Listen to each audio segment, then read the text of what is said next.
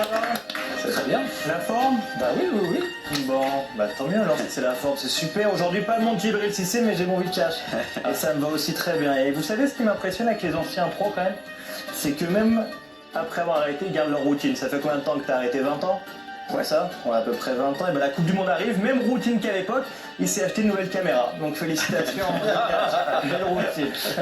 Non, mais j'ai un beau plateau aujourd'hui, puisqu'il y a aussi une ancienne joueuse professionnelle, évidemment, avec nous, Charlotte. Et je sais pas si vous avez déjà refait la carrière de Charlotte. Ça pue pas le soleil, hein. Oh, ça pue pas le soleil, si tu vois ce que je veux dire. L'enchaînement Saint-Étienne, Guingamp, Metz, Nantes. On dirait le CV de Francis Hall. Mais elle est beaucoup plus sympa. Elle est beaucoup plus sympa. Est-ce qu'on peut juste m'enlever la musique, s'il vous plaît, en plateau, parce que j'adore l'Italie, mais ça n'arrive pas à me concentrer. Merci beaucoup. Enfin bref, beau plateau aujourd'hui, et même Benoît est là. Ah oui. Voilà, pareil qu'on en a besoin pour présenter, tant pis. Allez, on commence par quoi dans vos petites informations?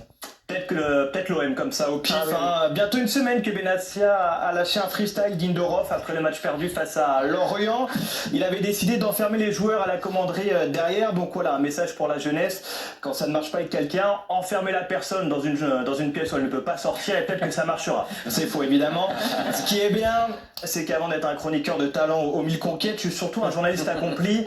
Et j'ai donc récupéré le programme de la semaine à la commanderie.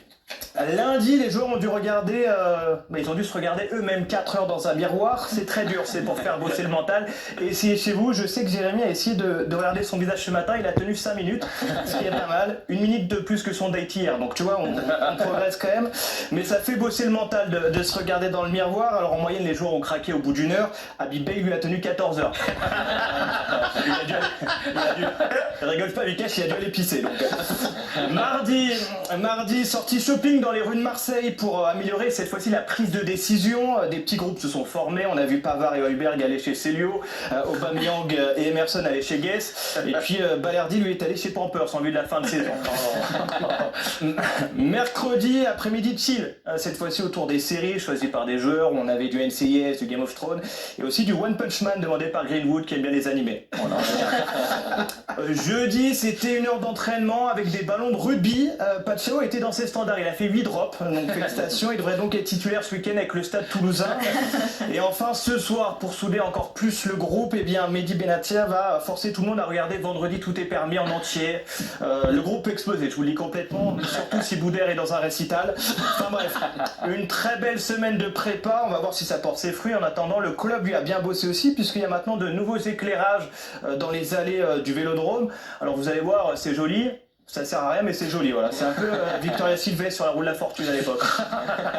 J'adore. Bon, allez, vous avez des nouvelles peut-être un peu plus joyeuses. Ouais, je voulais faire une spéciale dédicace au club de l'Avenir Campénéac aux gens. Ouais, je sais pas si je le dis bien.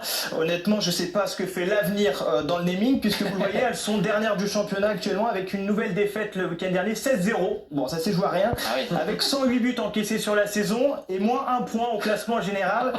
Autant te dire qu'elles ont autant de chances de s'en sortir que le mec qui a vu ses joueurs préférés arriver au 5e étage de la Pitié-Salpêtrière. Mais je voulais quand même leur adresser mes plus sincères encouragements. En Espagne, le tournoi de tennis va se jouer au Santiago Bernabéu, ce qui veut dire qu'un trophée sera soulevé là-bas. Bon, la saison est déjà sauvée.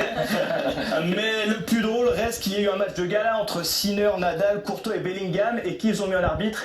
Fiorentino Pérez. Excellent. Ça c'est excellent.